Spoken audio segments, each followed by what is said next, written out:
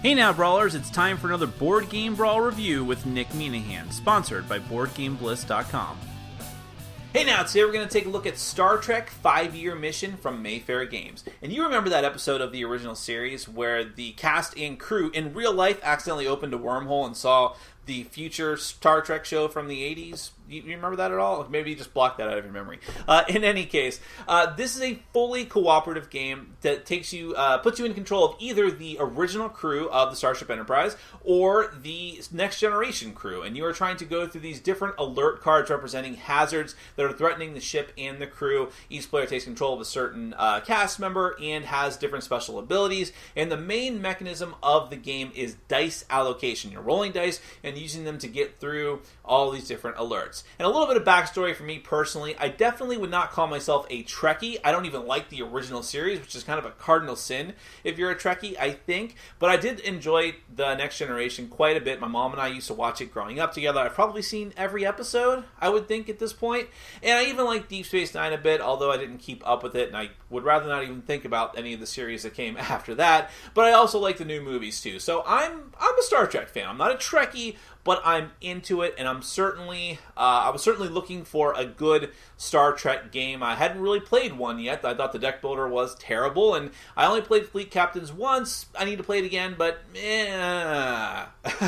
So I was totally on board with a cooperative dice game. Did it live up to my expectations? Let's take a look.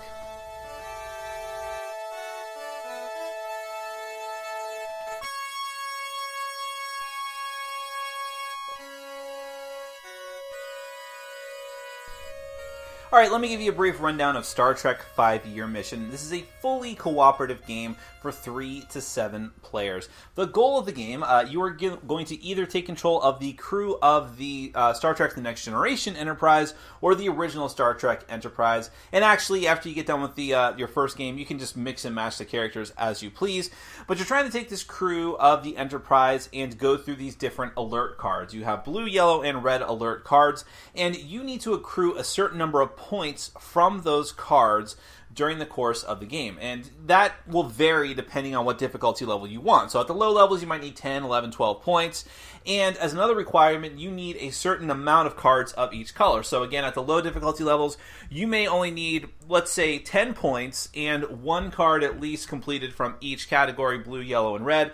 But when you get to higher difficulty, you may need many more points. You may need 2 or 3 cards from each of those. And you may also need to make sure that you at least finish like urgent cards, which I'll get to in a moment.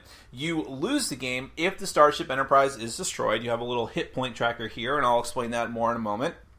And you will also lose if you fail too many alert cards. I believe if it's 5 alert cards that you have failed completely, then you are also going to lose the game immediately. I guess the universe is swarmed by bad guys and the Federation is no more, something or other. So just going through the setup, you see that you have the Enterprise here. I don't really want to flip it over, but on the other side they have the original Enterprise, and then you're going to have the crew. And like I said, eventually if you've played it enough times, you can play with whatever crew members you want, but they do recommend in the beginning that you play with the captain, his number 1, and the medical doctor. So here you have Captain Picard, and then of course on the other side you have Kirk, and they do have other different special abilities. So Kirk says, 1 time on your turn, you may reroll all of the dice of a single color, whereas Picard's special ability is during the replenishment phase, you may take an extra die from the pool if there's one that is available. And then you look at, you have Dr. McCoy on one side.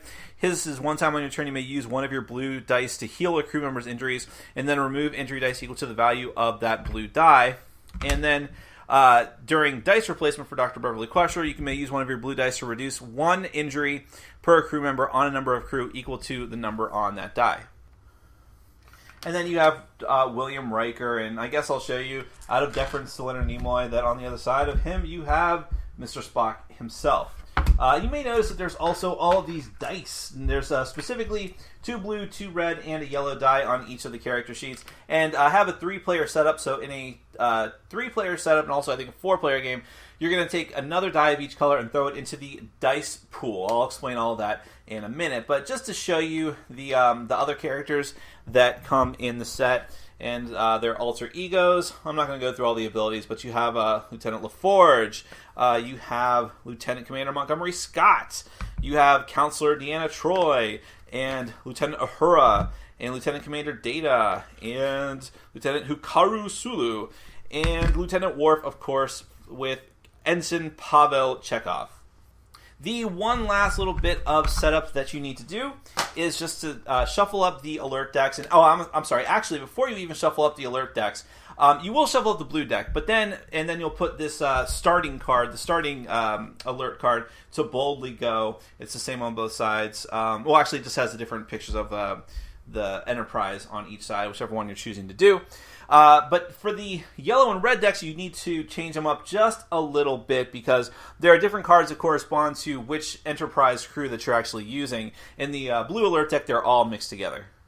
Alright, so let me just run you through how the turns in the game are going to work before I show you what's on all the alert cards. It'll make a little more sense. First and foremost, I have this condensed for the camera, but really, you need to leave enough space for there to be at least 3 cards underneath each of these alert decks, and that'll become a little more clear in a moment. So, on your turn, the first thing that you're going to do is draw a new alert. Now, which alert you are allowed to draw depends on the damage to the Enterprise. At the start of the game, when there's no damage to the ship, you'll notice that there's these blue, yellow, and red little lights here with the dice above them.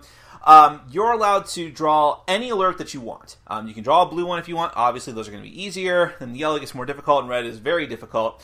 But as the ship takes damage, you are limited in which ones you can draw. So when you get to yellow damage level, you can only draw yellow or red. Then when you get to red, obviously, you can only draw red. Now, obviously, you might say, well, I'm going to go for the easiest ones at all times, but there's a couple of reasons why you might not do this. First and foremost, remember that in order to actually win the game, you need to have at least a slight diversity in alerts depending on your difficulty level. So that's one thing to keep in mind. But also, if there are too many alerts in one row, then you're going to fail them. Which is to say, if there are, this is why you need to leave space underneath the decks. If there are already 3 alerts in a particular row of alert cards, and then a 4th of that color would be added, that mission instead, or the oldest alert is therefore failed, is removed from the row and goes into your failed pile. And remember, you can only get 5 fails before you completely lose the game. The next thing you do after putting down your alert card and seeing what you're going to have to face for the round is replenish dice. Now, like I said, everyone's going to have 5 dice on their placard, and if they don't have 5, then they are allowed to grab dice from the dice pool. They can grab whichever dice colors they want, depending on the type of missions that they, or alert cards, alerts, missions, whatever, that they are going to have to face for the round. And then they're going to grab all of those dice, plus whatever dice they want to grab off their action pool that they just want to re-roll, and they will proceed to re-roll them and put them back into their action spot. At that point, it's all about placing the dice out onto the different alert cards out in the field, so to speak. So here, the starting one here is they need a blue 5 or higher. So it's got to be blue, but it could be a 5 or it could be higher of the number, so in this case, a 5 or a 6. Now down here we have white dice, which means that you can place whatever dice you want here, but they must all be 2s, but you can just, you don't have to put them all at once. Other cards are like that, but in this case I can just start working on it, so I can just be like, yeah, okay, I'm going to put this here, and I don't really have a blue 5, so I can't really do anything about that, and so on. But if I were able to completely knock out a card, then whether I do it or whether one of my other compatriots finishes it off for me, then that card is going to be removed from play. Now, these are just normal cards, so they just get shunted off to the side, essentially discarded. This one does happen to have a special symbol on it. In this case, when you complete it, you get to change one of your dice by -1, but that one just goes off to the side, and that's it. But it is one less alert that you have to worry about. Now, another thing that you can use those dice for, if you have red dice, is repairing the Enterprise. If the Enterprise ever takes damage, you can take a red die above the spot where it has its damage of that number or higher, or in the case of the last 2, it has to be 6, and they all have to be red, and then you put it back into the dice pool and you're able to fix part of the Enterprise. There is a distinct possibility during the course of the game, because of certain alert cards, that you are going to take injuries. Injuries are going to force you to take one of your dice from your action pool and essentially lock it down into the injury pool until you are able to be healed, which is especially, well, now there's 2 ways you can do that. One is that you can essentially skip all of your actions for the turn and heal an injury, or you can rely on your medical staff, who usually always have a special ability that will help you out with that. And then we'll move on to what those cards, what all the different types of alerts are in the game. So we'll start off looking at the blue ones, which are a mix of the old and new generation R&R. Now, what these symbols up here in the top mean are that if I was to draw this card, I would immediately draw another yellow alert card and put it out into play as well. Down here, you have to look at the events here to see what the card is actually going to do to you. This says if you place one or more dice on this alert, you are injured. And then you have to have 2 blue dice of 3, one die of any color of 3, and one of those blue dice can be 3 or higher. Medical exam, now see that's a lower, so this has to be 3 or lower. Until this card is resolved, players may only place 1 die on their turn. Now this is a victory point card, meaning that if once we complete this mission, we're able to put it off to the side so that we can see it, and we are one step closer to victory. Beam down, if failed, 1 injury to each crew member, so you don't want that to happen. Now, these black bordered cards are different. In order to defeat this alert card, you need to place both of those dice at the same time. You can't start working on this and then hope to either work on it on your next turn or have one of your compatriots work on it on their turn. You have to do this all at once. Emergency repairs. The Enterprise takes a damage. Use only red dice this turn. And the Jeffries tube. If failed, Enterprise takes a damage. You can use any colored die for that. Now we move on to the yellow deck. Also victory point cards. This one just says, you are injured. Sorry about that. This is an urgency card, I believe it's called, which means that you have to use a sand timer. You were probably wondering about that. That just means that when you roll the dice on your turn after this comes into play, you immediately flip the sand timer, and you have to complete this mission before the sand timer runs out, or else it's going to fail, and, well, that's bad. Distress call. These, obviously, there's not too many other complicated things I can explain about these. Live long and prosper. I'm just showing you some of the different scenarios and things from the show that you're going to run into. Mind meld, tribbles, of course. Here's the red alert deck, and these are going to be a little bit tougher, so you have to have 3 dice all finished at the same time. And different colors. The Cardassians, they call us the Q. 3 red dice, and you move a die from one unfinished alert to the dice pool. And when you finish this alert successfully, I think you can change one of the dice colors to something that you want or swap it out. Lore. Guinan, I'm not sure why she's an alert card. Gorn. The Last Battlefield. Which I guess these are just names of episodes as well. And Mirror Mirror, probably the best Star Trek of the original Star Trek episodes. And there are a lot of other symbols too. I just don't want to go through all of them. There's Prime Directive cards that say that you have to defeat those before the other ones, and which really isn't what the Prime Directive is, but nevertheless. But that's essentially the game. It's really not more complicated than that. You are rolling and allocating dice. You're trying to finish the alert cards that give you points and finish a certain amount of them that you decide ahead of time and in a certain dispensation of those alerts, and then you will win the game. But you have to do that before you either fail 5 alerts or before the Enterprise takes too much damage and explodes, as Enterprises are wont to do after a certain amount of time. That is Star Trek 5-Year Mission. Let's get to my final thoughts. Alright, well, when I'm talking about a brand new game, I will often start off talking about the components and then the theme, and then we go into the mechanisms. And the components in this case, when I'm talking about a game from Fantasy Flight, or Asmodee, or Plaid Hat, and so on, or Days of Wonder, I will say things like, well, it's from this company, so-and-so company, it's got to be good, I don't need to tell you that, it's going to look incredible. In this case, I can say, well, I'm talking about a game from Mayfair, so I can tell you that it's completely mediocre, bland, and ugly looking, and that is the case with Star Trek 5-Year Mission. Now, actually, I think this is better than a lot of their other games as far as components go, but that's not saying much. It just looks boring and drab. The printing process that they used on the cardboard placards just looks dull and faded. I mean, this really looks like a game ripped right out of the early 90s or the 80s, to be sure. And they use still frames of the show, which, okay, I guess that makes sense. Although Fantasy Flight Games has been having a lot of success with the artwork on their Star Wars games, and they're not using still shots from the show. They're using brand new original artwork that makes it look fantastic, to the point where Imperial Assault was up for a Dice Tower Award for Best Artwork, and a lot of people praised it. Maybe do the same thing with the Star Trek license that you have. It might make it look good, might make it pop, might bring eyes to it. Nah, just keep using still shots from shows that are 20, 30, 40 years old. No problem. I'm sure it's fine. So, I mean, it's just, I don't understand why they can't make their games look good in the year 2015. Do they really not feel embarrassed when there's games like those coming from Plaid Hat and Fantasy Flight sitting right next to their games on store shelves, and they're just like night and day as far as quality control? Okay, whatever. Let's talk about the theme. The theme has got to be good, right? It's Star Trek? Well, yeah, Star Trek's great if there was really any Star Trek here. And this is probably the definition of a pace-it-on theme. Oh, sure, there are some things that they shoehorn the theme onto. The different characters that you can take control of from the show have some thematic abilities. The doctors heal people. Okay. The Captain Picard gets an extra die. Well, that's okay. He's the captain. He gets an extra die. That makes a little bit of sense. And Sulu can evade an event or an alert card. Okay, that kind of sort of makes sense. But other things make no sense whatsoever. Why is Guinan a red level alert? It's kind of funny that Loxana Troy is a red level alert, but why would Guinan be one?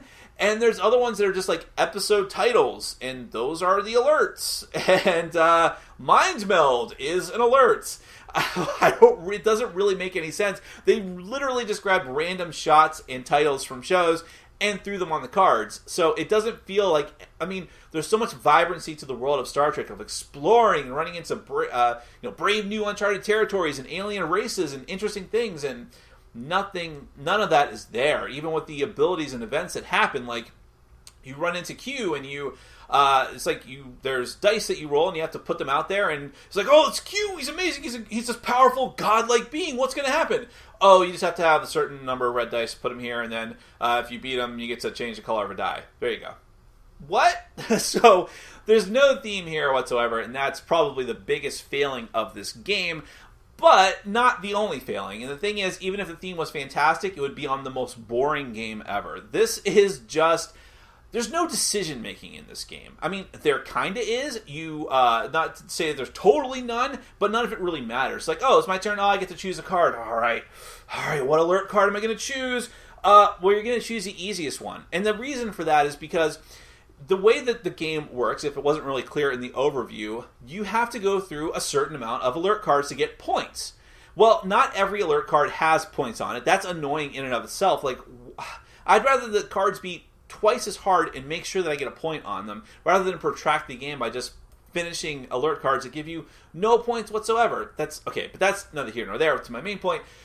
But you're drawing these alert cards, and there's no reason you wouldn't go for easy ones as much as you can, because a lot of the alert cards make you draw yellow and red ones anyways. And you only need, like, at the easiest difficulty levels, you only need one of each. Then you can just coast by with as many blue ones as you can possibly draw. And even if you play at the more difficult levels, you only need 2 or 3 of each of them. Not a huge deal at all. That's another big problem with the game. The difficulty is all over the place. The only time that you're ever really going to have a problem in this game is if by random chance there is this cascade of bad effects. Like, okay, draw a blue, makes me draw a yellow, makes me draw a red. Oh, those are urgent, so now we really screwed. Okay, in that situation, by random chance, you're screwed. There's nothing much you can do about that. But for the most part, the game difficulty chart that they have in the book just says, okay, at this level, you just need this many points and this many cards of these colors, and then it just escalates from there.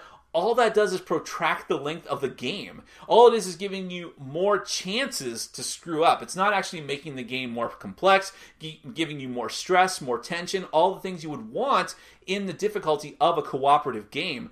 And there is no stress or tension in this game. You're just placing dice, rolling them, putting them out. It's very obvious what you should do. If you can't do something, you have to be like, can you do it? Oh, you can? Okay, I'm not going to worry about it then. Even the urgency cards, which are supposed to give you urgency in the game, with the timer is just like never a problem. You say, okay, ready? Roll the dice, flip the timer. Okay, I don't have it.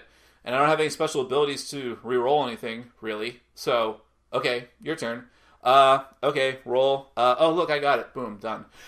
That's it! And if you fail it, you just fail it, and it's gone. And you get 5 of those, so there's no sense of tension in this game, which is like, I hate to use this phrase again, the cardinal sin of a cooperative game is for there to be no, feeling of like overcoming the odds and especially for a Star Trek series, to be feeling like you're, pushing back against this intense alien force. There's nothing like that in this game. It's just dull. There's very little decisions. The special abilities don't make you feel like the characters or make you feel very powerful at all. I guess the rulebook is fine, is the nicest thing I could say about it. The game is simple to play. It's simple to learn.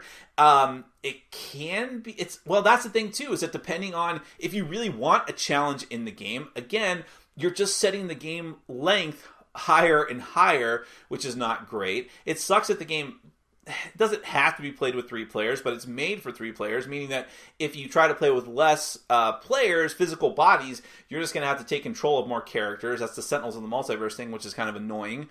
So, I don't know. This is just a bad game. It's just bad. It's a great concept. I'm totally on board. I like cooperative games. I like Star Trek. I like dice allocation and placement, like worker placement.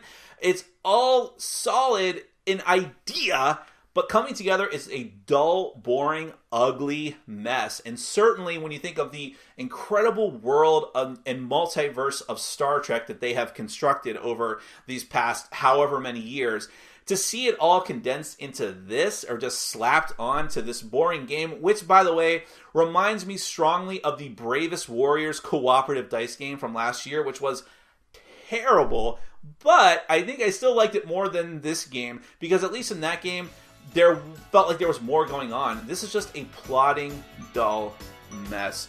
That is Star Trek 5-Year Mission from Mayfair Games. Avoid like the plague, or avoid like a bad case of space tribble herpes things.